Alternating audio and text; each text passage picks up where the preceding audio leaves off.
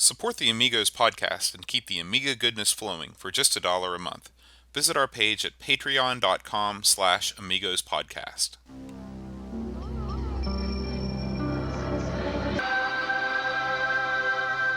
Amiga, the first personal computer that gives you a creative edge.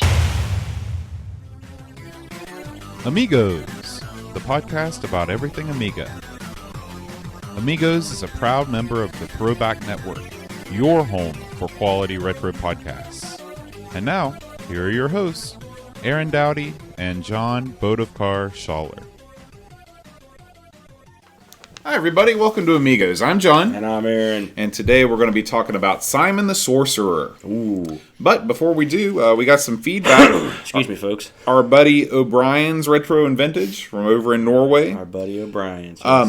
He has some news from the Amiga demo scene. All right. And he said that the two Amiga demo groups, Nucleus and Void, are bringing back the Amiga demo chart. Okay, so I guess what this is kind of there are a bunch of demos, and maybe you go and you vote on the best ones, and then you get like a Billboard chart. Awesome. And so he says, that's a great idea. We've noticed there's not been any chart in the vivid Amiga scene for many years. Once again, for the 7th time with a small break of 6 years, Nucleus and Void proudly announces Versus Issue 7 for Amiga OS 4, Amiga OCS, and Android. We need all people interested in the Amiga to help out by voting for their favorite demos. So I'm going to put a link up to this in the blog. If you want to go on there and check out the demos and vote for your favorite ones to compile this chart, please do so. Oh boy, I can't wait to check those out. Yeah, and the site is amigavoid.wordpress.com. All right. Awesome. Yeah, so thanks O'Brien's for sending that in. Yes. Demos are great. The Amiga demo scene, awesome. Never died. Yeah. And I just wanted to remind everybody one more time about Amiga Ireland coming up January 21st over at the Prince of Wales Hotel in friends. Ireland. Yes. Athlone, Ireland. We'll bring this up again once it's closer, but this is kind of your last far away reminder. Yes. That was it for the feedback this week. I think Adam Bradley posted a link to a compilation of Amiga music on Facebook, and it's supposedly the best 2 hours of Amiga music ever. I've actually heard this. I listened to it at work. So if you're at work like Aaron and need some background tunes going on, check that out. That's over on the Facebook page. It's funny. My partner at work wasn't as keen on it as I was. Odd. I recall the words. What the hell is this crap coming from his lips?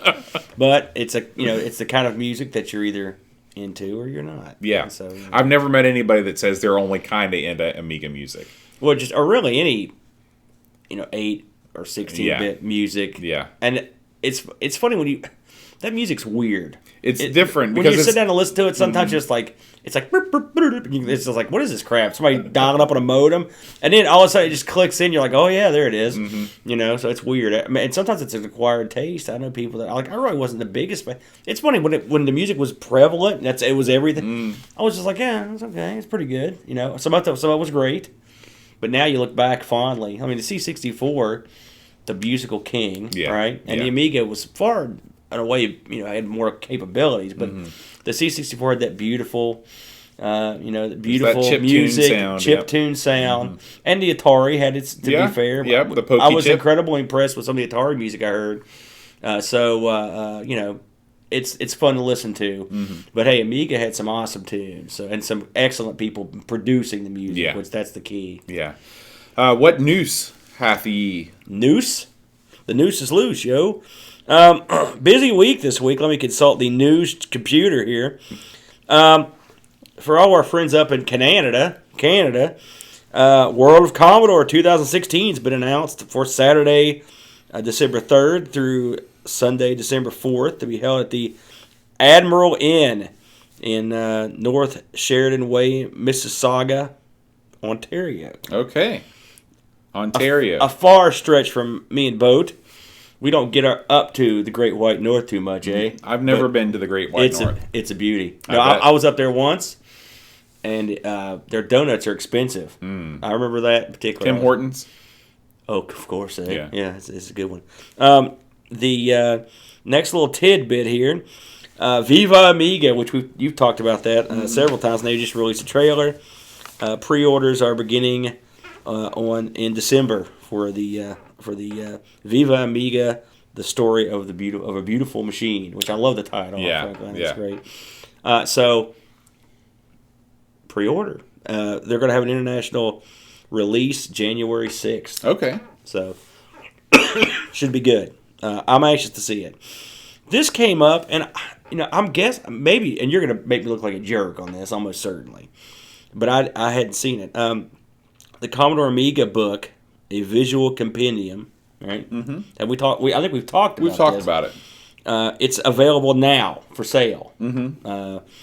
And I've got it linked on the site. I actually had a chance to look at some of the pages of this book, and they look good.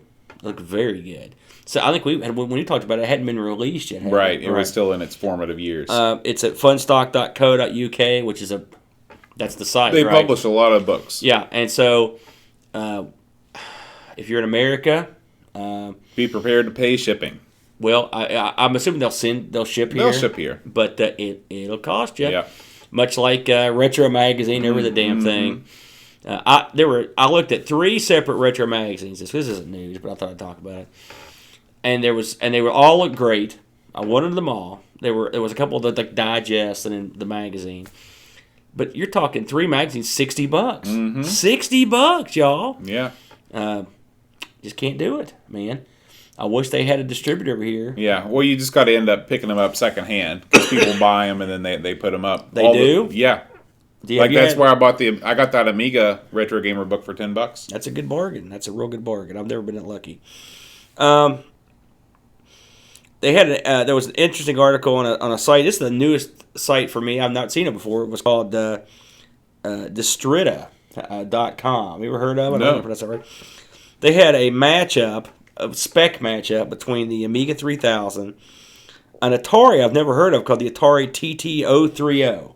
They said it was the last Atari before the Falcon series kicked in. Interesting. And the third computer in this throwdown, the Macintosh 2C1030. They compare these 3 machines. And it's a pretty interesting comparison. They've got the prices that they were released at, what they came with, what they were capable of. Mm-hmm. I found it fascinating. So it's a good look. It's something you might want to have a look at. Yeah, I don't know too much about the 3000 at all. So here's another one, straight from our good and dear friends at IndieRetroGamer.com, who linked it off of a forum. I like going through Indie Retro Gamer because a lot of these forums, a lot of the news that comes out of these little forums, there is no good way to portray it. And they do a good job of it. A fellow has produced a playable level of Super Mario on the Amiga.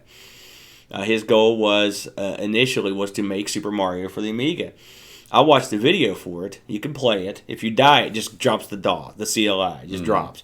It says type this to start again. And I don't think it has sound, but it looks pretty darn good. It's surprisingly good. Like you think maybe this could work. I don't know if he's releasing the source, but that would be great if he is. I think he's done with the project, and so I hopefully he'll decide that someone else will pick up the reins. Sensible World of Soccer, everyone's favorite. Excuse me, has just updated. Sensible World of Soccer 16/17 updates. Accurate team data is entered, which you've got to have that. Fully working career mode, and they did the Amiga and PC version, and online playability. Interesting. So if you're a Sensi fan, I'm actually going to have a look at this myself. Me too. We've talked about it before. Neither one of us are the world's biggest soccer fans, but there's something special about Sensible Soccer. Yes, fun game, fun game. One thing that we didn't mention, and I don't think I mentioned this last week, is Heart of the Alien. Did we talk about that coming out? We may just scratched over. Do you remember that game? It's that song on Fragile, right? Oh man, Boat. It's amazing that you teach music. It was the sequel, the true sequel to Out of This World. Out of This World. Or Another World. Right. So this is between Flashback and another world. Flashback is not a sequel. Right. Right.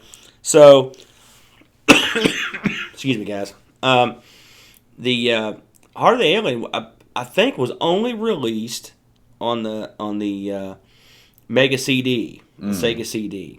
Very limited. Someone ported the game to the Amiga. And I've heard it's good. And this one, if you'll recall, in Another World or Out of This World, you have an alien guy named Buddy that runs around with you. In this game, you play the alien. And it's supposed to be pretty good. So if we didn't mention it a couple weeks ago, I don't think we did. I meant to. We'll throw that out there as well. Have we talked about the keycaps coming out? That was a big thing I kept reading over and over this week. Yeah, they for the this is the same outfit I think that did the Amiga case, the 1200 case, and now they kind of have the companion keycaps that you can order in a variety of shades. This is another Paul Kitching joint. Our buddy Paul that did our lovely graphic that you see behind you. Yes, Paul is very, very good. Let's see, is there anything else we need to talk about? I think that pretty much sums it up in terms of international Amiga news. Turning to the New Zealand front, you want to touch that? So as you might have heard, New Zealand was hit with a pretty crazy earthquake this past week. And of course, I immediately reached out to our buddy Gary Hucker, friend and contributor. And his stash. Yes. And I said, Gary, how's it going? Are all your Amigas ruined? I just remembered seeing that stack. That was the first question. Amigas ruined? And how are you? I saw that stack of 2000s in one of his photos, and I could just picture it all just toppling like over. A wave. That would be. But luckily, Gary responded back, and he said him and his family are fine.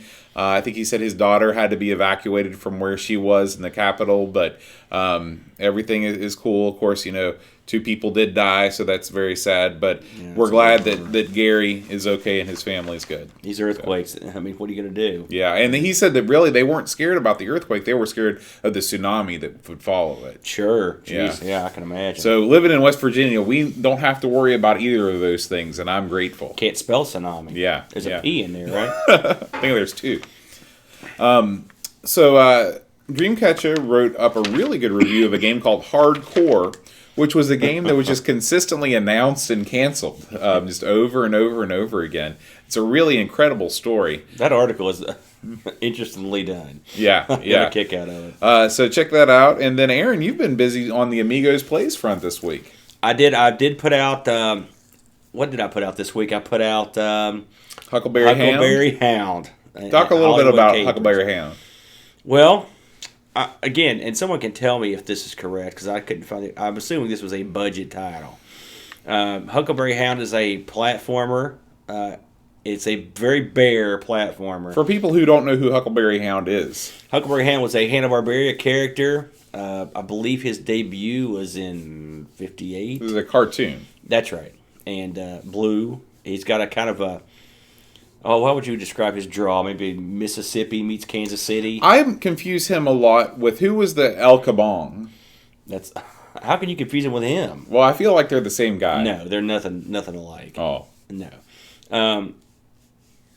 Huckleberry Hound is just like, oh, heck, shucks, we all... That kind of... Like I said, it's kind of a Kansas City meets Mississippi Southern draw. What was his shtick?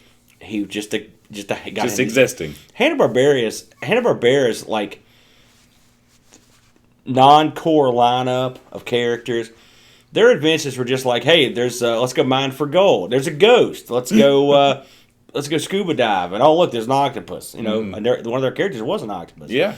So they really, they didn't have, most of them didn't have a gimmick. They just kind of wander around and crap would happen to them. They're not great. A lot of those old characters, in my opinion. I was more of a Warner Brothers guy. Because those were always gold, funny, the Bugs Bunny, Daffy Duck, and that gang. But Hanna-Barbera had their moments. I liked some of their cartoons.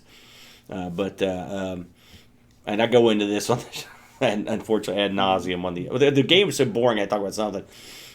One thing about Huck is he jumps he does a full stiff as a board 360-degree layout when he jumps with a flip.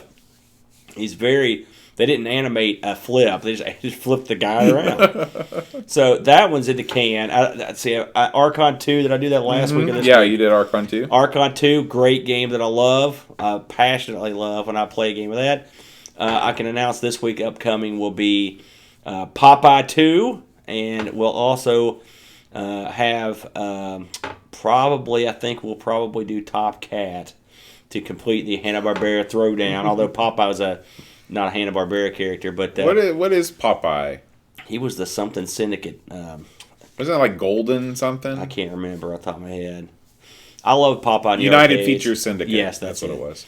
I love Popeye in the arcades, and this is different. You know, that was the question that I won Classic Gaming Jeopardy with at the Classic Gaming Expo in 2003 in Vegas. I was a participant on that. What United Features Syndicate character made an appearance in a classic Nintendo video game? Yeah. Well, the rumor is that they wanted the original Donkey Kong was going to be a Popeye game. Really? But they couldn't get the rights in time, so they had to wait, and they got them later. Something else I'll be putting up, if I'm hoping, knock on wood. As you know, my CD32 has developed an issue. So much like the Amiga 1200 last week, I took the Amiga CD32 in for surgery. And brother, this thing needs some surgery. It's got some bad stuff going down in there. And so this week I'm going to try to bring this thing back from the brink. But I've videotaped it, and hopefully this will have a happy ending to my little video, but it might have a bad ending depending on how. Either way, it'll be entertaining. Anywhere it goes, it's going to be. I'll be putting it up, and fingers crossed. But I mean, it may help someone with something. Yeah. So I figured I'd go ahead and film the darn thing. I'll be putting that up this week.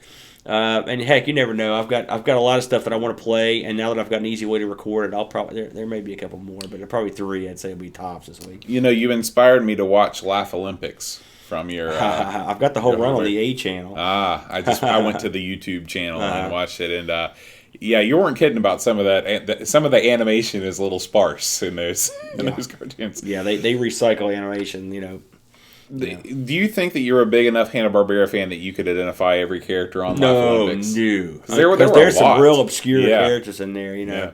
I mean, I know Snagglepuss and some of those guys, but I mean, there's some real obscure guys in there. And Snagglepuss, was he modeled on a real person? Isn't there a person that talks like that? Like Rip Torn or somebody like that? He was modeled on someone, but I couldn't tell you who it was. I figure that should be in your wheelhouse. Like vaudevillians from the 20s. Well, I'll be honest with you. Again, I was not the biggest Hanna-Barbera fan. Yeah. If you look at who's in those cartoons, the main characters, you've got your Scooby-Doo gang, Mm-hmm. you've got your Josie and the Pussycat gang, you've got your Captain Caveman gang, right? You've got your Speed Buggy gang. There's a lot of gangs, and you've got your Blue Falcon and Wonder Dog gang. And then, but I mean, try to name all those bad guys. That's the hard thing. They're really Rotten's team. There's like an octopus. There's the mumbly dog. Yeah, that guy. Yeah. Like, what's he from? He's a guy that just showed up a lot back in the day. Yeah. The guy that curls his mustache. Yeah, Snidely Whiplash. There's a bunch, but I mean, you've got some hillbillies in there. I don't know where hillbilly chick is in there. Who is that broad? I don't know what so I being a hillbilly myself, I do not recognize her. And we know them all. Maybe they've got games on the Amiga. Maybe budget titles for everyone in the Hanna-Barbera universe. One last thing, when I was younger, Kings Island, the local amusement park, had a Hanna-Barbera land. Yeah. And you saw all those weird characters all over the place. And even back then, I was like, "What the hell is that?" Yeah, I don't know what that you still didn't know who they were. Yeah, no idea. All right, what are we talking about? Simon the Sorcerer. Simon the Sorcerer. So, Aaron, why don't you give us the rundown on Simon? Well, Simon made his ceremonious debut in 1994. That's not true. 1994. On the Amiga. The game's 1993, wasn't it? Or maybe did it come out earlier? 1994 is the AGA version. That's what Really? I've got. I played the AGA. I shouldn't go into this, I guess. I played the AGA version for my CD32 is down. I actually have this game for the CD32, but it's down, which is a real bummer. And the version of this I've got is in PAL. and I could not find an NTSC version, so it was very hampering, to say the least. I could not find any significant data that would tell me which system this originated on. Could you find any? Well, I played the AGA version, but I thought all the copyrights on my version were from 1993. No. That's what I've got written up. The game was released. Something else I always thought was that I didn't think this got a release on anything but the Amiga, the first one. Wrong. It was so very wrong. It was on the PC and the Acorn Archimedes. Oh. Who'd have thunk it, right? One day it'll be mine. This thing, this is your classic point-and-click adventure. This particular one was designed by a fellow where the character was come up with, and the design was by a guy named Simon Woodroffe. Right? So do you think he was the eponymous Simon? I would assume he named it after himself. Now, we've covered one of this guy's games already. He was behind Elvira 2 and Waxworks, which we didn't do Waxworks. We talked about it. Which is it's kind of the spiritual sequel, right? That's right. A lot of people in the this game was put out by an outfit called Adventuresoft. A lot of the people there at Adventuresoft worked on Elvira 2 and Waxworks. Okay, and some worked on an earlier game that they'd done called Personal Nightmare, which I kind of like that. They had a pretty big team that worked on this. Of course, if you look at the graphics on this, as lush as they are, you would take quite a team of artists to sit down and draw all this stuff out. And there's a lot of tune. There's a lot of sound in it. Now, I don't know how you did it. This is something we should discuss right away. When you start the game, there's a very clever introduction, right? Simon walks out with his table with his hat on it, and he pulls his dog out of it, and as he magically creates the credits. It gives you a good insight on what's coming. Plays a little song. In the version I played, the AGA version, that song never stopped. It just played continually, over and over. Really, no matter where you went in the world? As long as I played it, the song never stopped. So what I ended up having to do, thankfully, there's a shortcut to turn off the song. But that was driving me absolutely crazy. I think that might have been an error in your version somehow, because I got tons, like whenever I go to a new area, I'd get new, and I know I'm playing the AGA version because there's no voiceover. Yeah, I didn't have voiceovers on my end. So I can't speak on the AGA version of the score. You know, I'm a huge fan of the music. Some of the music is a little bit odd, but it's all decent and it's varied.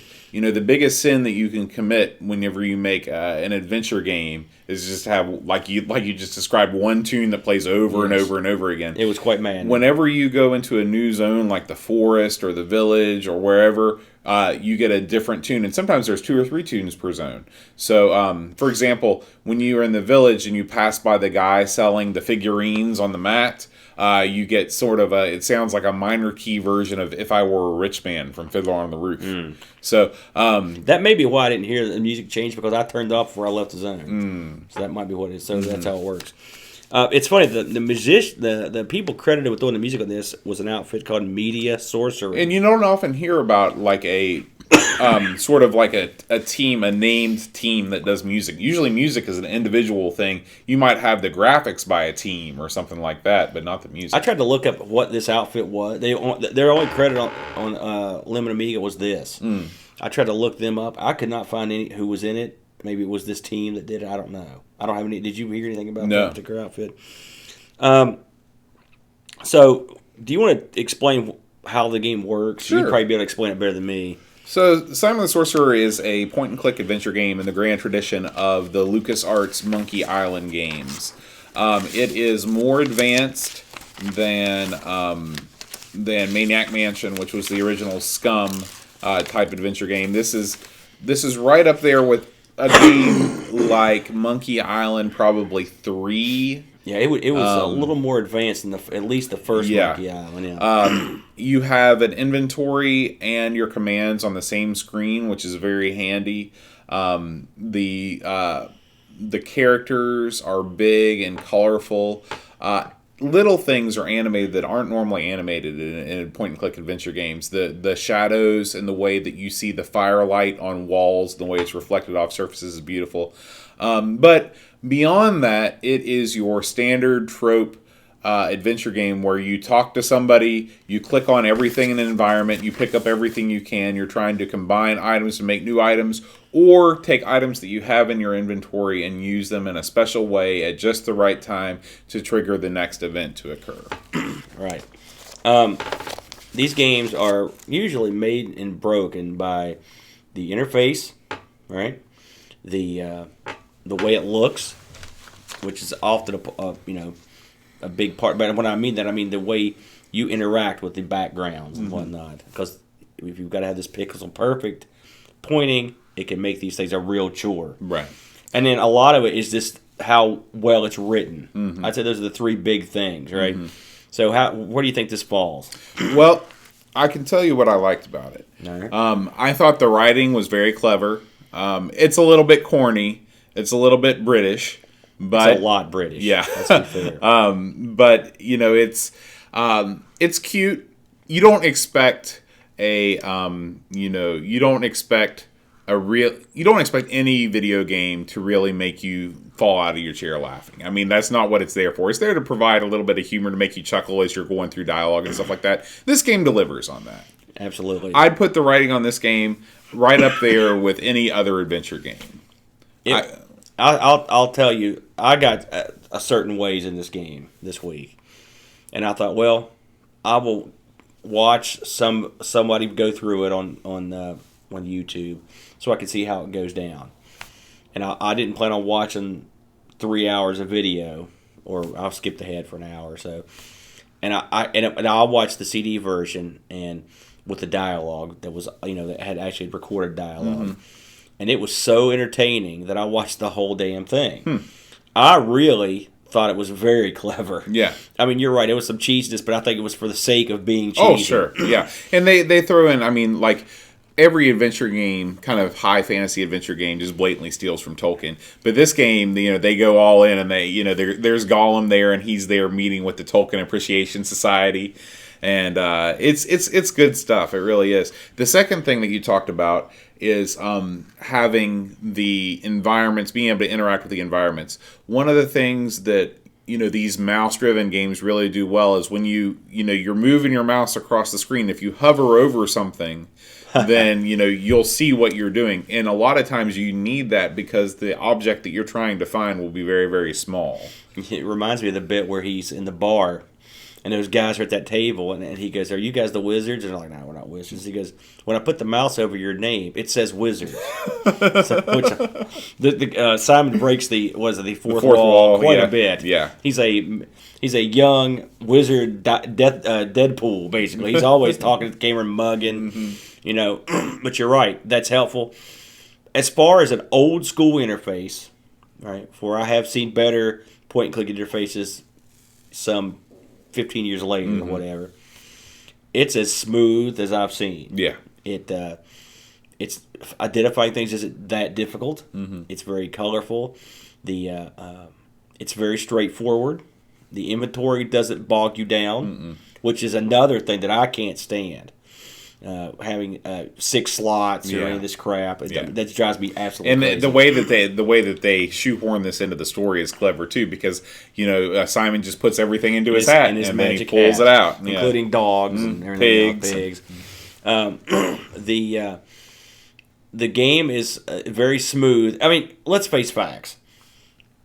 If you strip away the beautiful graphics and presumably the good music, and you go right down to what you're doing, it is a very ordinary point-and-click adventure. Go fetch this, use it here. Go get this. This guy wants you to get that.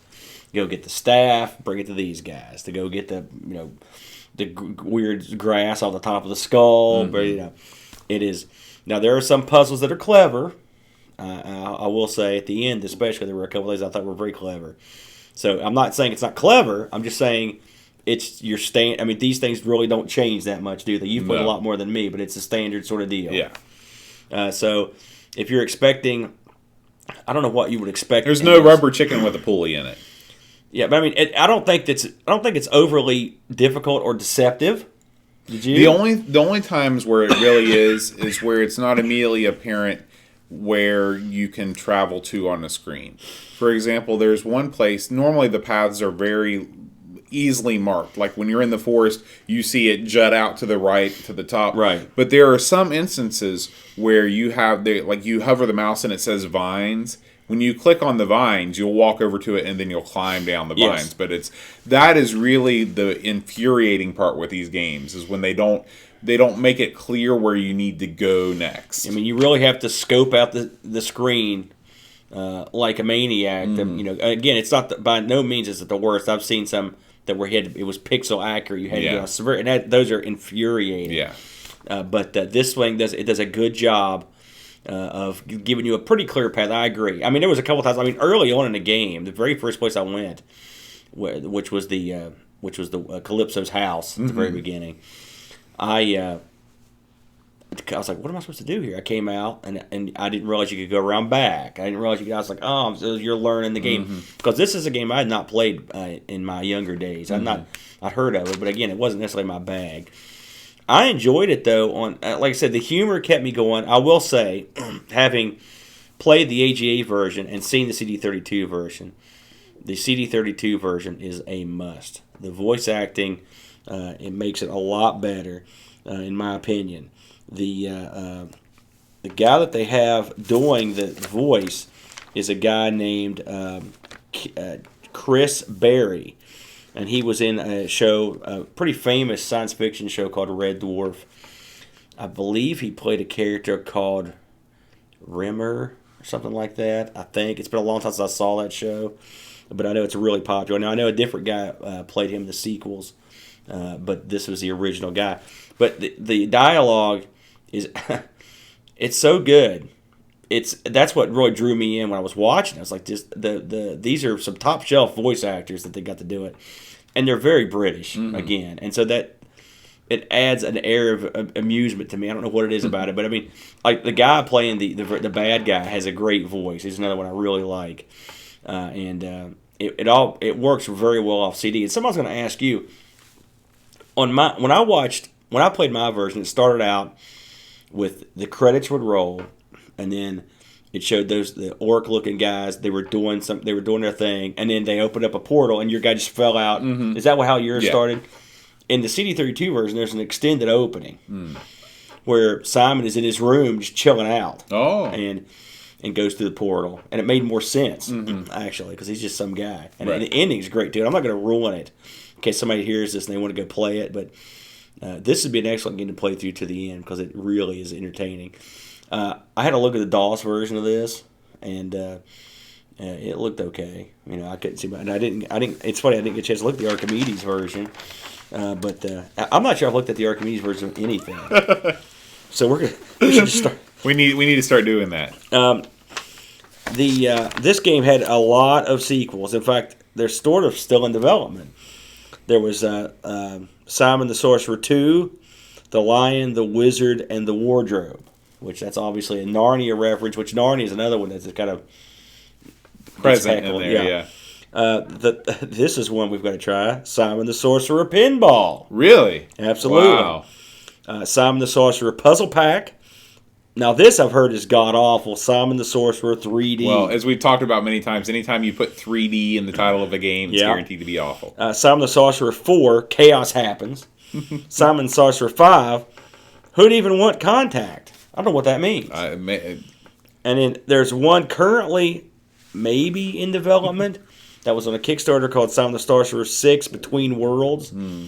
Apparently the production of this one is up in the air. And I read a bunch of places that all these games are still available for sale. So if you want to be a good person and support these fellows, you could go out and buy all these, probably new in box, presumably. And I'm sure that, these days, the Humble Bundles and stuff like that, I bet if you wait around long enough, Simon the Sorcerer Ultimate Pack will appear. You're probably right. I didn't check Steam, but you're probably on to something. It probably is on there. So now you've played...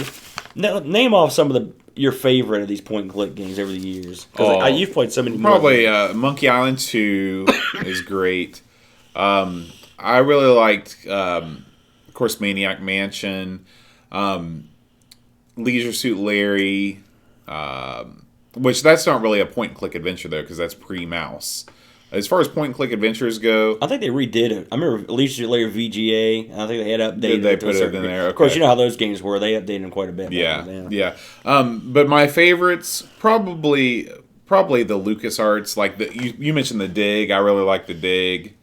Wasn't there one that was musically based? I seem to remember that Loom. That's another one I looked at. Yeah, and I like Full Throttle was the one I played. But some of my favorite ones these are recent. But I'm a big Homestar Runner guy, and the Strong Bad Cool Game for Attractive People by Telltale is a point-and-click adventure game. I actually like the new Monkey Island games too that Telltale did. Did you ever check those out? I did not. I haven't played Monkey Island for many a moon.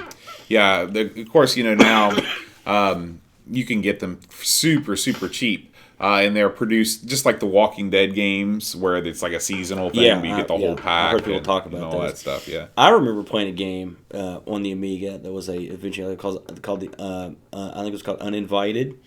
And it was a really interesting interface because you would have it was almost like playing a Windows game on the desktop.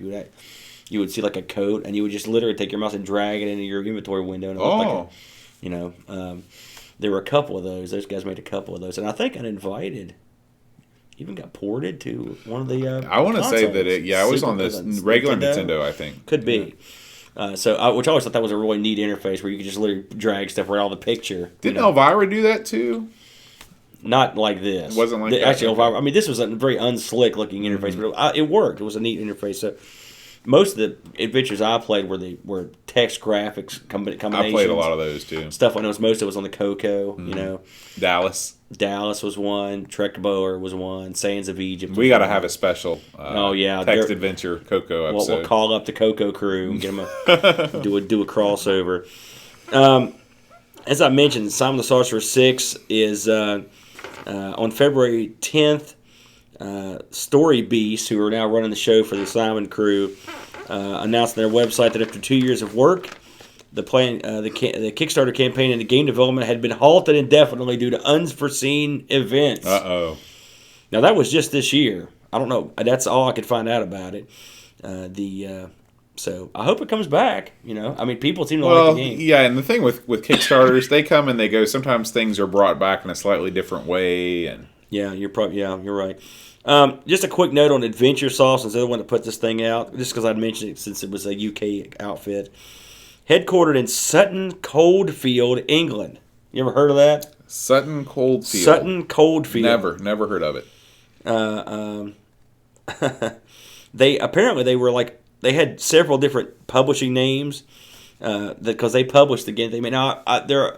I saw another publisher listed a couple places. I was like, Bittersoft, something like that. Mm-hmm. So I'm not sure how that worked, and I tried to figure it out. Some places listed a separate publisher, and a lot of places listed Adventuresoft as publishing their own stuff. So I don't know which it is.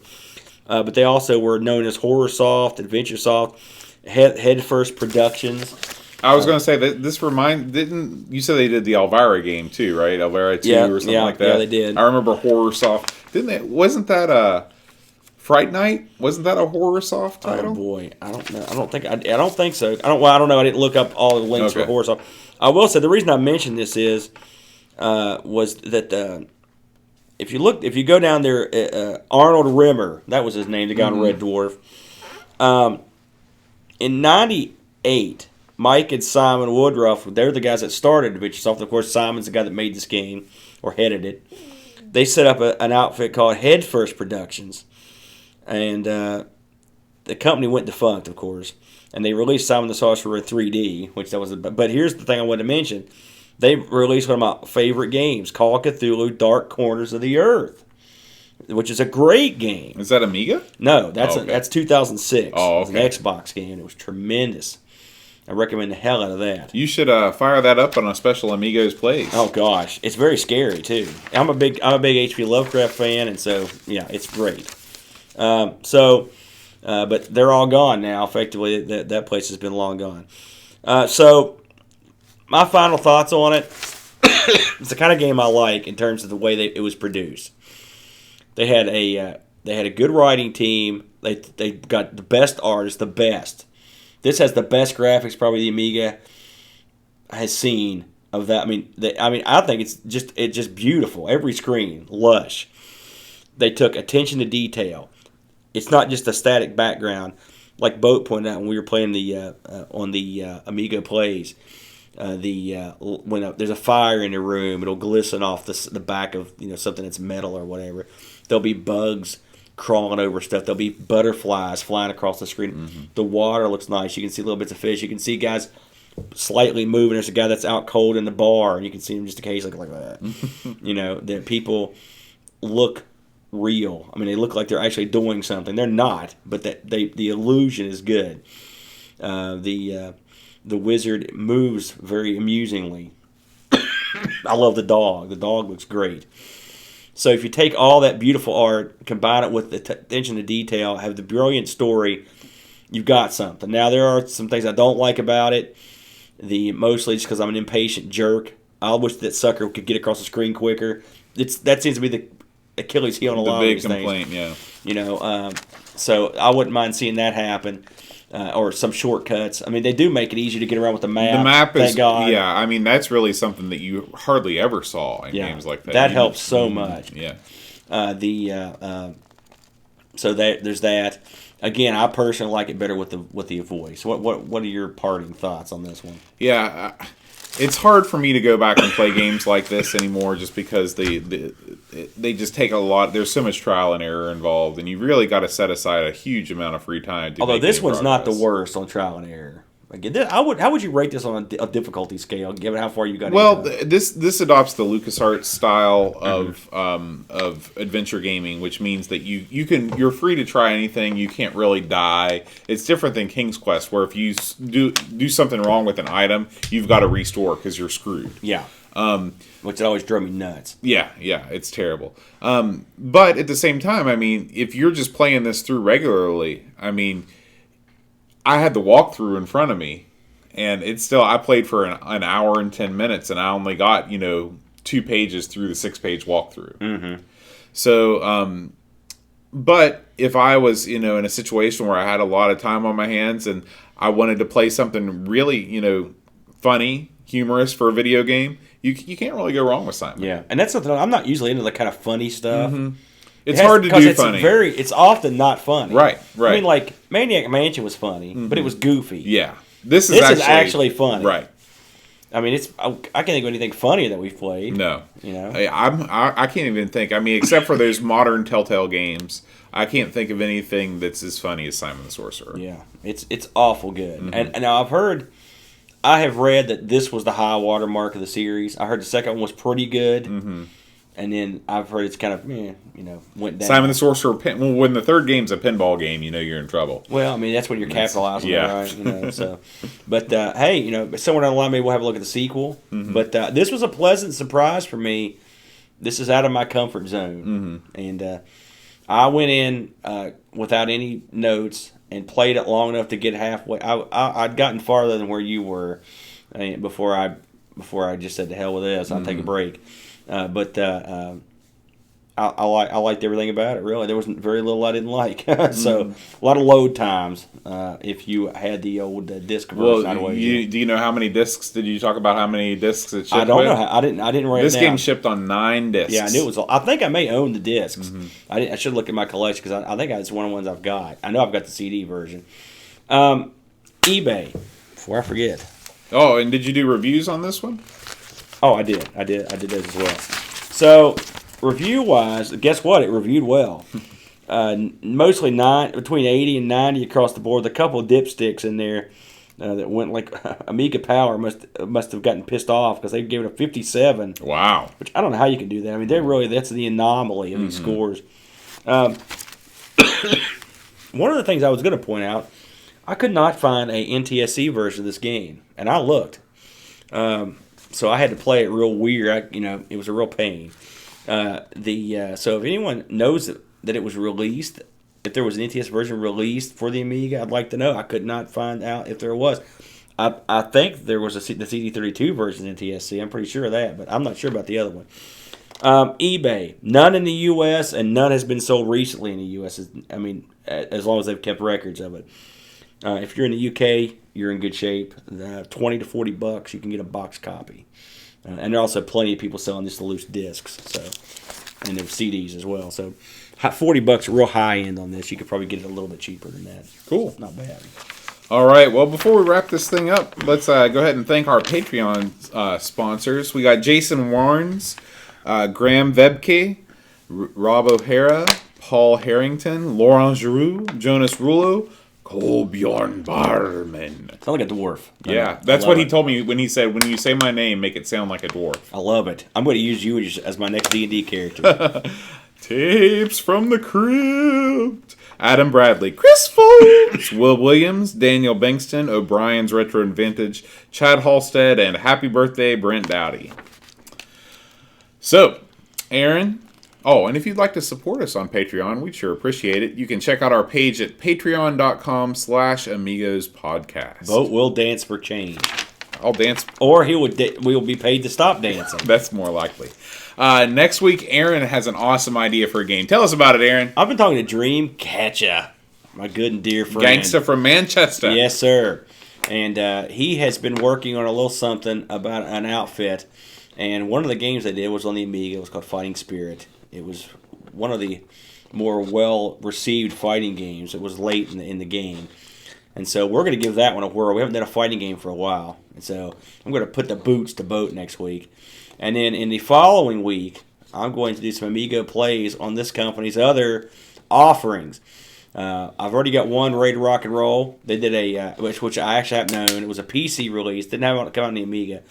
But it was called Pray for Death. Ooh. And it is like I told the Ketcha, any game that will allow you to play as Cthulhu, I'm on board. And he's a playable character. Really? Yes, Cthulhu's a playable Absolutely. character? Wow. So, and named Cthulhu. It's not like he looks like, it's him. Also has some of the best box art in history.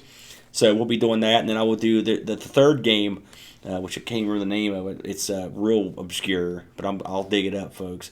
And so that next week will be Crazy Fighting Game Week for the Amiga. So we should have a good time with this. We haven't done a fighting game since, a full episode. Was it Body Blows? Yeah, we haven't done that was a long time ago. Have we done any fighting games aside from Body Blows as a full episode? No, we just done some Amigos plays. That's it. And I love fighting games. I like them too. So this is definitely something that we've overlooked. So next week, come back for some hard-hitting fighting action. All right, we'll see you then. Until next time. Adios.